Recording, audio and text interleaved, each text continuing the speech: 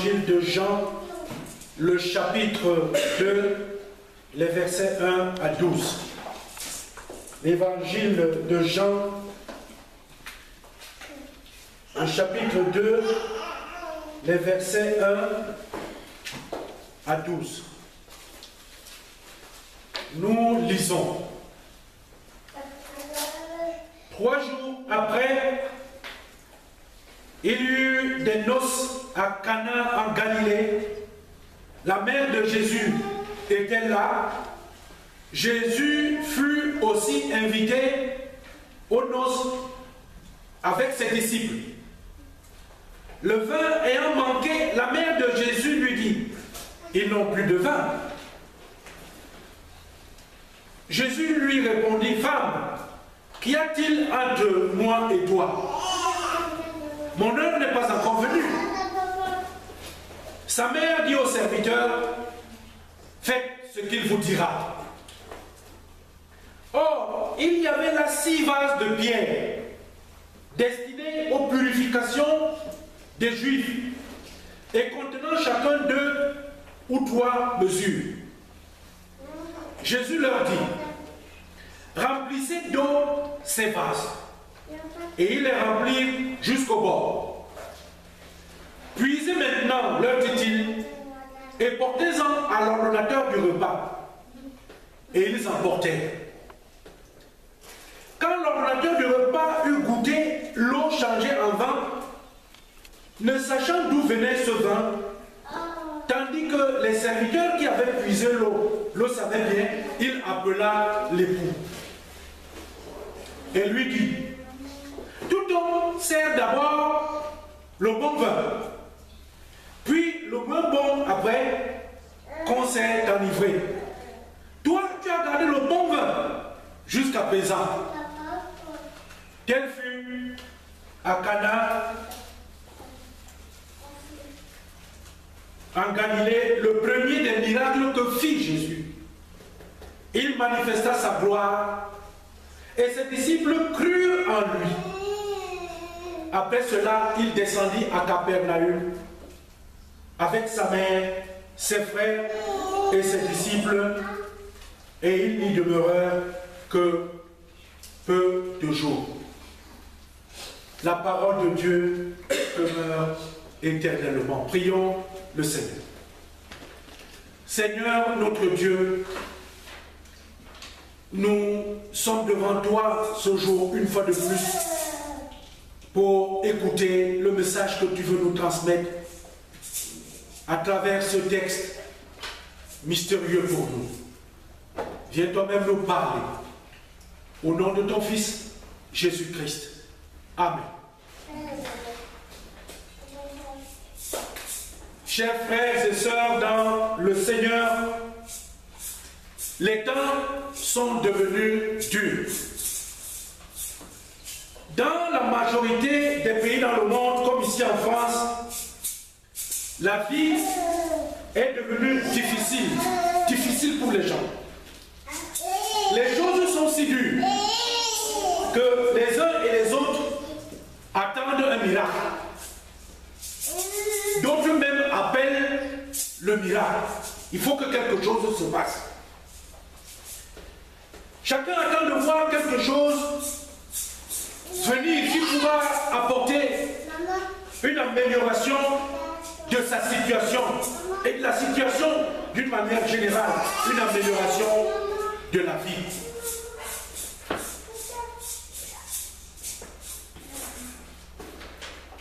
Mais si un changement est attendu dans nos vies, dans la vie civile, dans les institutions, les entreprises, les familles, il est plus attendu dans l'Église. Aujourd'hui, avec le récit des noces de Cana, je vous propose de méditer sur un élément qui traverse tout le passage que nous venons de lire. Cet élément, c'est la transformation. La transformation. Et je vais vous proposer comme thème, si tu veux un miracle dans ta vie, laisse Jésus te transformer. veux un miracle dans ta vie, laisse Jésus te transformer.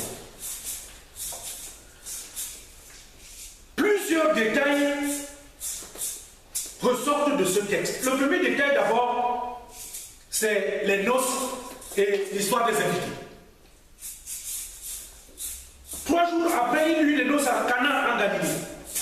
La mère de Jésus était là. Et le texte nous dit, Jésus aussi fut invité avec ses disciples. Ça, c'est le premier détail. Combien y avait-il d'invités? On ne peut pas le savoir. Mais la mère de Jésus était là. Et le texte nous dit, Jésus aussi. Cela voudrait dire que nous sommes ici, quand on parle de noces, il faut bien comprendre, c'est le mariage.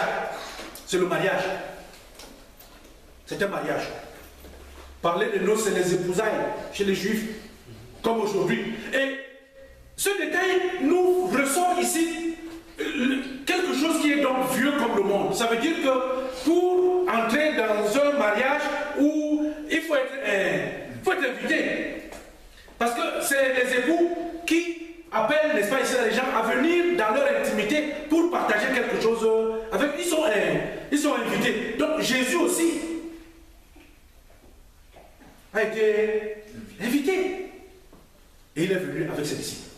Bien aimé dans le Seigneur, ça c'est le premier détail. Le deuxième détail, qui est quand même aussi surprenant, c'est l'histoire du vin. Le vin qui manque. Je me suis posé plusieurs questions.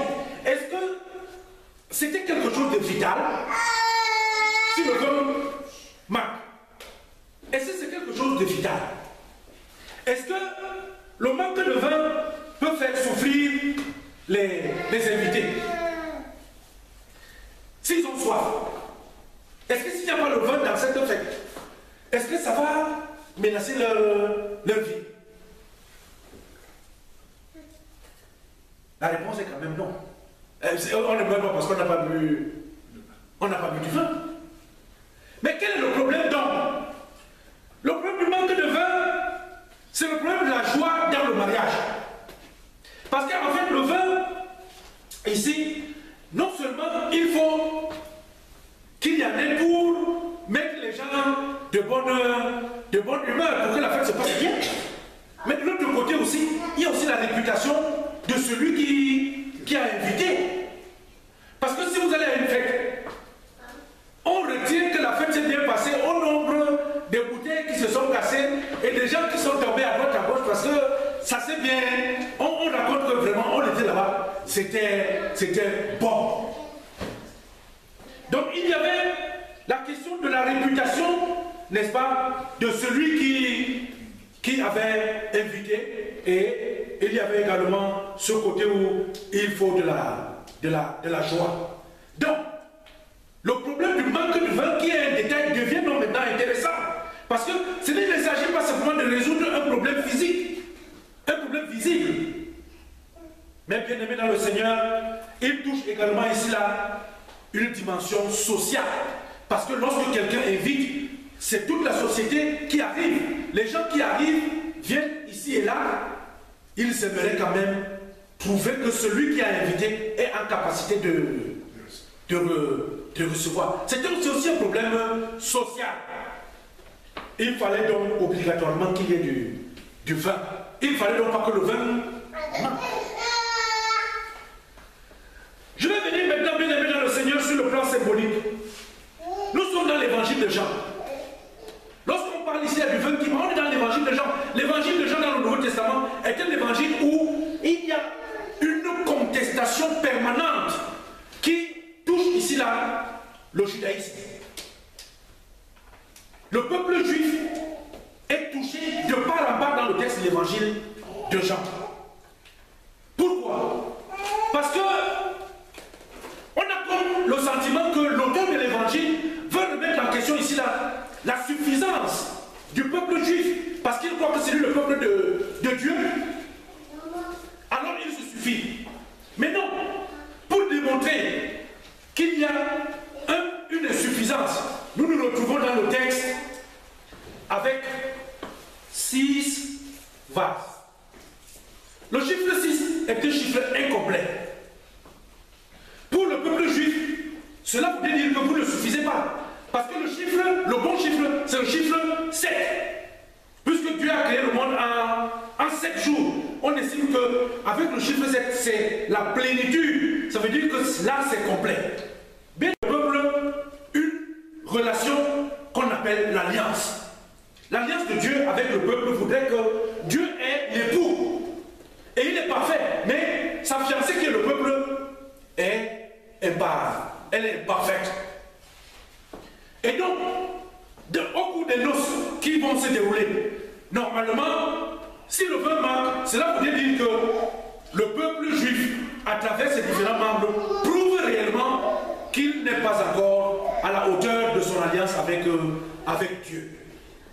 Voilà la symbolique, bien aimée, de ce passage où, finalement, on nous dit que les vases étaient là pour la... C'était pourquoi? C'était des vases qui étaient là avec de l'eau pour la purification des Juifs. C'était pour la purification. Nous sommes dans une fête, imaginez-vous. Et les vases qui sont là, l'eau qu'il y a dedans, ce n'est pas pour recevoir, mais c'est pour que les Juifs, ils vont toujours se faire des ablutions pour montrer qu'ils sont propres, qu'ils sont saints. Mais l'alliance à travers les noces de Cana, la symbolique du manque de vin voudrait signifier ici, bien aimé dans le Seigneur, que le peuple est insuffisant et il vit de purification alors que à travers les noces, ce que le Seigneur recherche avec son peuple, c'est la communion. C'est la communion. Nous ne sommes plus dans la phase de purification, dans l'alliance avec Dieu, mais nous sommes dans la phase de la communion. Bien aimé dans le Seigneur, si on passe maintenant sur le plan spirituel, est-ce que des noces, un mariage sans vin de qualité et sans vin en quantité, est-ce que c'est encore de véritables noces? Nous savons tous que quand nous faisons des fêtes, il nous faut de la qualité et il nous faut de la quantité. Parce qu'il y a des gens, au lieu de prendre une bouteille, ils boivent 2, d'autres même prennent 3 et plus. Il y a ceux qui tombent avec un verre et il y a ceux qu'il faut une citerne pour le faire bouger. Donc, une fête sans bon vin et sans le vin en quantité, ce n'est plus une vraie fête. Mais, est-ce qu'une vie chrétienne sans qualité et sans la quantité qu'il faut sur le plan spirituel, est-ce que c'est encore une vie chrétienne? La question est là. Qu'est-ce qui nous manque? La question doit être posée aujourd'hui à chaque chrétien, où qu'il puisse se trouver. Et pas simplement les chrétiens, même nos clergés. Est-ce que nos vies sont des vies en qualité et en quantité suffisantes pour que l'on puisse considérer que nous sommes des enfants du Seigneur? Qu'est-ce qui manque? Est-ce la fidélité? Est-ce le respect du prochain? Notre relation? Qu'est-ce qui manque? Parce qu'il y a un manque. Nous sommes créés à l'image de Dieu, mais nous ne sommes pas de Dieu. Nous ne sommes pas de Dieu. Bien-aimés dans le Seigneur, revenons toujours à la fête, à ce mariage. Ce mariage nous raconte tellement de choses.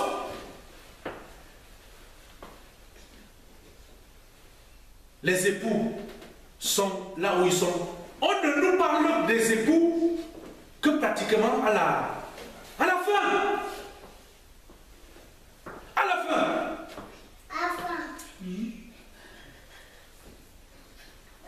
Mais quelles sont les personnes qu'on voit? La première personne qu'on voit, d'abord, on parle de Jésus. Mais la première personne qu'on voit en action, c'est qui? Mais c'est sa mère. Bien, nous sommes dans une fête. C'est le mariage, il manque du vin. Mais il y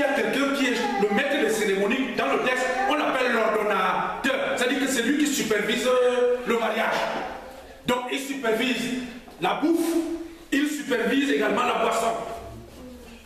Et puis il y a les invités. Mais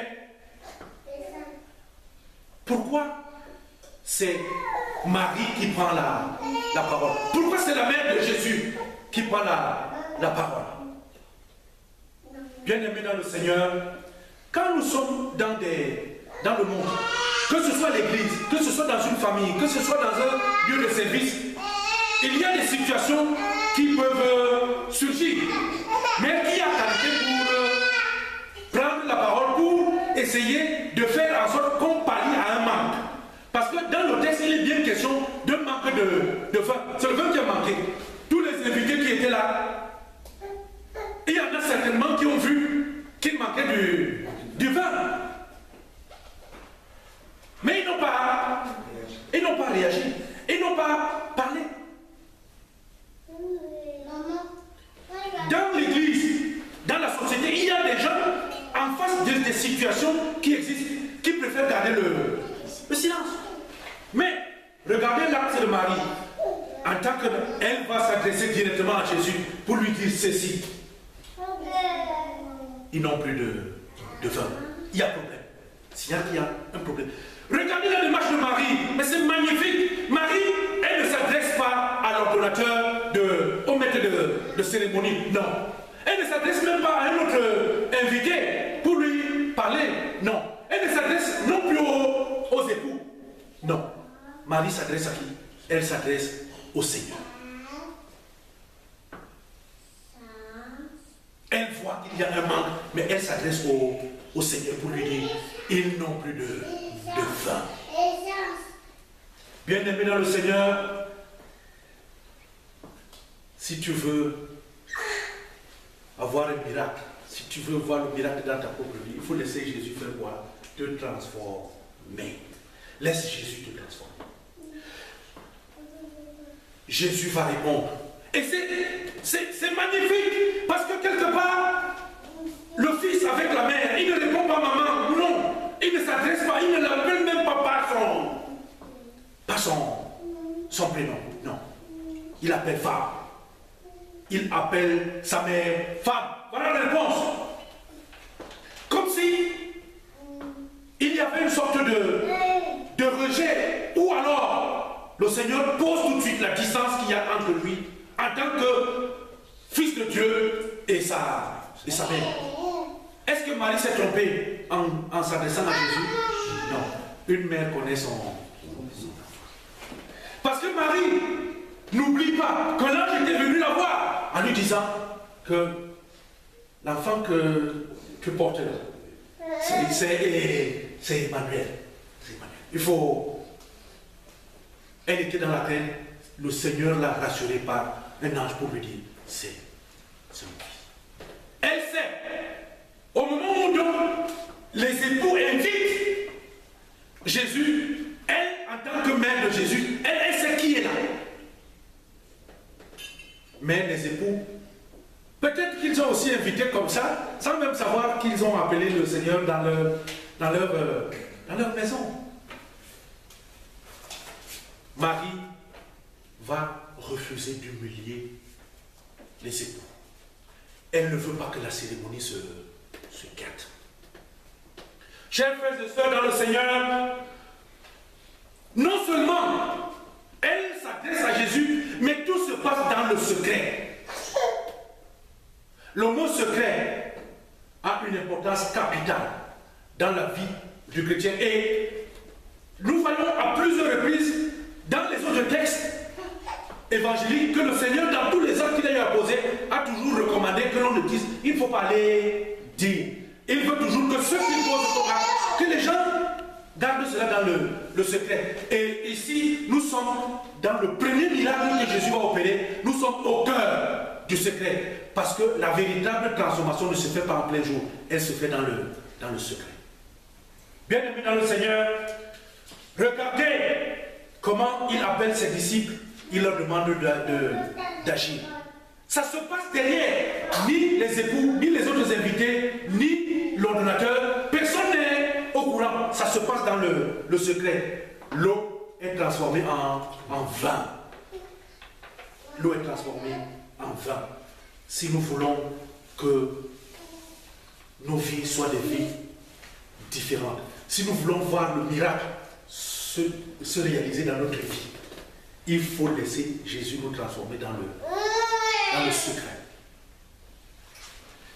Qu'est-ce qui nous manque? Ici en France, nous avons des questions qui sont des questions d'intendance, questions de papier. On a des questions de papier. Quand on est étranger dans un pays, c'est normal qu'on ait un problème de séjour. On appelle ça pour le séjour. C'est plus papier. Nous avons des problèmes de santé. Nous avons des problèmes d'alimentation.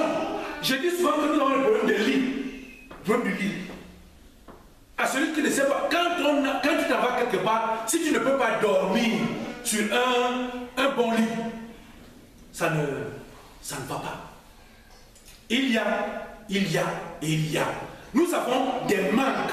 Et personne ne peut dire qu'il a tout. Personne. Parce que tu peux avoir, mais il te manquera toujours quelque chose. Alors, si nous voulons que ce qui nous manque soit complété, si nous voulons voir le miracle s'opérer, laissons Jésus agir dans le secret. Bien-aimés dans le Seigneur, qu'est-ce qu'on va retenir de cette histoire? Voyez-vous, Marie s'est comportée comme un prophète. Parce que dans la Bible, il est dit que celui qui alerte quand il y a quelque chose qui ne va pas, c'est le prophète. Elle a joué la fonction de prophète. Et elle s'adressait à qui? Au Seigneur. Notre Église souffre. Parce que tout le monde s'est transformé en prophète. Mais personne ne fait attention à qui s'adresser. Dans l'église, tout le monde ne peut pas être prophète. Comme on dit dans notre église, tout le monde ne peut pas être pasteur, tout le monde ne peut pas être ancien d'église, tout le monde ne peut pas être diacre, tout le monde ne peut pas être, c'est-à-dire que simple chrétien, parce qu'il y aura toujours des différences. Mais ce qui est important, c'est que pour ce qui nous manque dans l'église, il faut que chacun joue son rôle. Il faut s'arrêter à son rôle. Et il faut savoir qu'il ne faut jamais, mais alors jamais, essayer de changer, de faire changer les choses en touchant à la vie des autres. Parce que c'est très très important, bien aimé dans le Seigneur. On ne choisit pas. Lorsqu'on est dans son mariage, comme les époux, ils n'ont pas choisi que le vin manque. Mais le vin a manqué pourquoi? Certainement qu'il y avait plus d'invités. Parce que quand il y a trop de monde, naturellement, le vin ne va pas suffire. Mais ce qui est magnifique, et ce sur quoi il faut garder l'attention, c'est que les époux n'ont pas été au courant de la situation. Ils n'ont pas su. Parce que l'ordonnateur est seulement venu dire, comme une sorte de félicitation, que vraiment, quand les gens ont quelque chose, mais ils donnent d'abord le bon vin, et après, pour le moins bon. Mais toi, vraiment, bon. L'époux ne dit rien. Il ne répond pas à ce qui vient d'être dit par le docteur. Mais pourquoi? Parce que le Seigneur est celui qui comble les manques. Ce ne sont pas les êtres humains qui peuvent résoudre le problème du manque. Mais il n'y a que le Seigneur. C'est le Seigneur seul. Voilà quelqu'un qui vit la parole de Dieu parce qu'on dit ceci. Le Seigneur lui-même protège ses enfants. Le Seigneur agit pour toi sans que toi tu ne le saches toi-même. Ce n'est donc pas la peine que quelqu'un d'autre vienne intervenir au milieu pour dire que non, il manque ceci, il manque cela. Il faut s'adresser à Dieu. Si tu vois ton frère qui lui manque quelque chose, dis à Dieu que Seigneur, il lui manque telle chose. Mais la question est que à toi il te manque, qu'est-ce qui te manque à toi-même? Parce que c'est bien de faire la comptabilité de ce qui manque aux autres. On peut poser la question à Marie, mais qu'est-ce qui te manque toi-même? Il te manque des choses. Non. Nous avons des besoins. Chaque personne a des besoins. Mais si, dans la foi chrétienne, nous voyons un frère en difficulté, une sœur en difficulté, il faut s'adresser à Dieu. pour que le Seigneur lui-même agisse pour transformer la situation de cette personne.